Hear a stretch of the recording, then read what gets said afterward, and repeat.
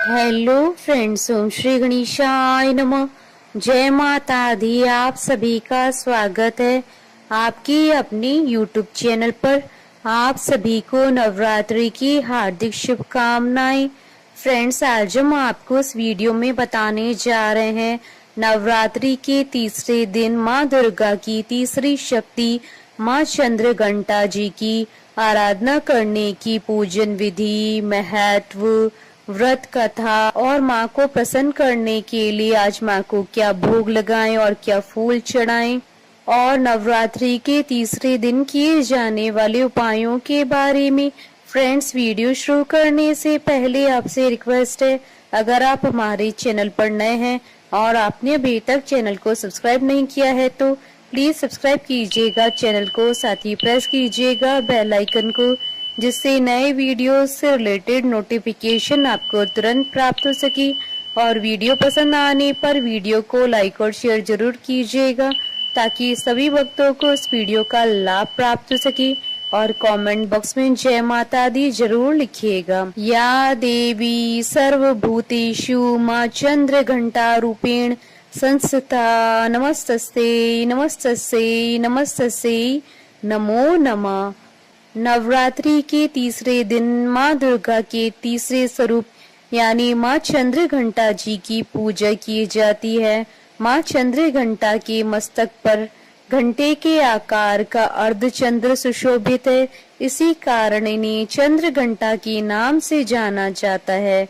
माँ का वाहन सिंह है और 10 हाथ हैं। इनके 4 हाथों में कमल पुष्प, धनुष, जपमाला और तीर है।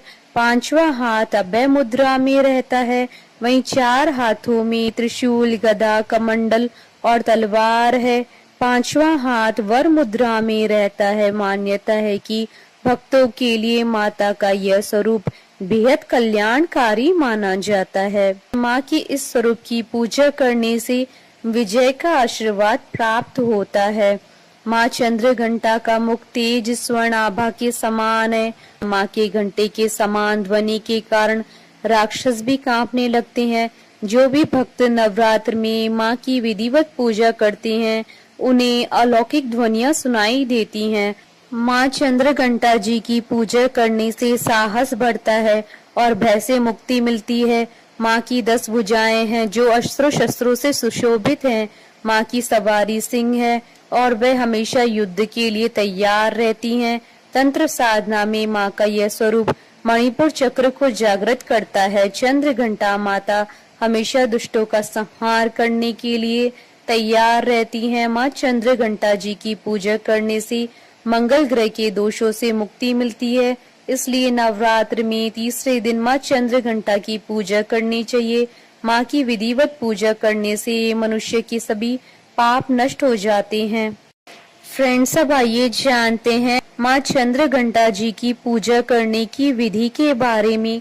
माँ चंद्र घंटा की पूजा नवरात्रि के तीसरे दिन की जाती है। इस दिन साधक को ब्रह्म मुहूर्त में उठकर स्नान करने के बाद स्वच्छ वस्त्र धारण करने चाहिए। इसके बाद एक साफ चौकी लेकर उस पर गंगा जल छिड़कें और उस पर कोरा वस्त्र बिछाएं।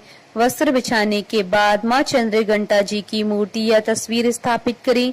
इसके बाद माँ चंद्र घंटा का रोली से तिलक करें और उन्हें चमेली से बने फूलों की माला पहनाएं और चमेली के ही फूल अर्पित करें। माता को पुष्प अर्पित करने के बाद वस्त्र, सौभाग्य सूत्र, चंदन, रोली, हल्दी, सिंदूर, बिलपत्र, आभूषण, पुष्पहार, सुगंधित द्रव्य, धूप, दीप, नैवेद्य, फल, पान आदि अर्पित करें।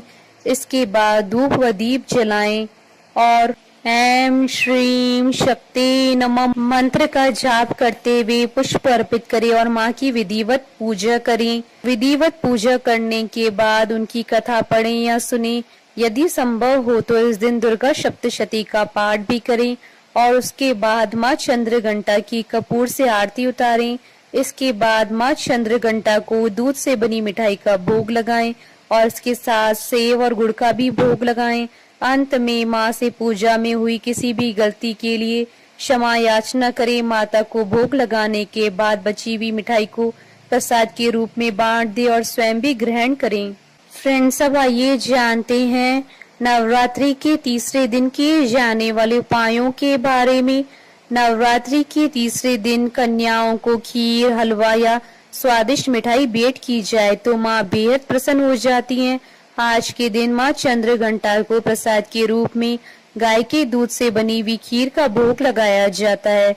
ऐसा करने से व्यक्ति हर बाधा से मुक्त हो जाता है। साथ ही आज के दिन माँ को शहद और मावे से बनी मिठाई का भी भोग लगाएं, इससे भी माँ शीघ्र ही प्रसन्न होती हैं और भक्तों की सभी मनोकामनाएं शीघ्र ही पूर्ण करती हैं। फ्रेंड्स, अब आइए प्रारंभ करें माँ चंद्रघंटा की कथा। एक बार महिषासुर नाम के एक राक्षस ने स्वर्गलोक पर आक्रमण कर दिया।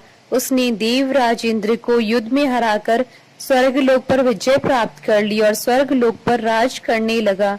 युद्ध में हारने के बाद सभी देवता इस समस्या के निदान के लिए त्रिदेवों के पास गए। देवताओं ने भगवान विष्णु, महादेव और ब्रह्मा जी को बताया कि महिषासुर ने इंद्र, चंद्र, सूर्य, वायु और अन्य देवताओं के सभी अधिकार छीन लिए हैं और उन्हें बंदी बनाकर स्वर्गलोक पर कब्जा कर लिया है।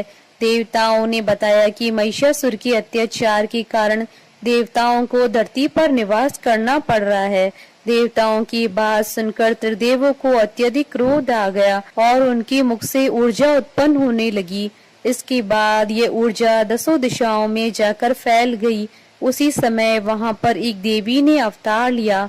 भगवान शिव जी ने देवी को त्रिशूल, विष्णु जी ने चक्र दिया। इसी तरह अन्य देवताओं ने भी माँ को अस्त्र शस्त्र प्रदान किए। इंद्र ने माँ को अपना वज्र और घंटा प्रदान किया। भगवान सूर्य ने माँ को तेज और तलवार दिए। इसके बाद माँ को सवारी के लिए शेर भी दिया गया। माँ अपने अस्त्र शस्त्र लेकर महिषासुर से युद्ध करने के लिए निकल पड़ी। माँ का रूप इतना विशालकाय था कि उनके इस स्वरूप को देखकर महिषासुर अत्यंत ही डर गया। महिषासुर ने अपने असुरों को माँ पर आक्रमण करने के लिए कहा। सभी राक्षस माँ से युद्ध करने के लिए मैदान में उतर गए। माँ ने सभी राक्षसों का संहार किया। माँ ने महिषासुर के सभी बड़े राक्षसों को मार दिया और अंत में महिषासुर का भी अंत कर दिया। इस तरह माँ ने देवताओं की रक्षा की और उन्हें स्वर्गलोक की प्राप्ति करवाई। बोलिए चंद्रघंटा माता की जय। जयकारा माँ माइदा सच्चे दरबार की जय। हमारे साथ इस वीडियो में अंत तक बने रहने के लिए आपका धन्यवाद। ओम श्री गणेशाय नमः। जय माता दी।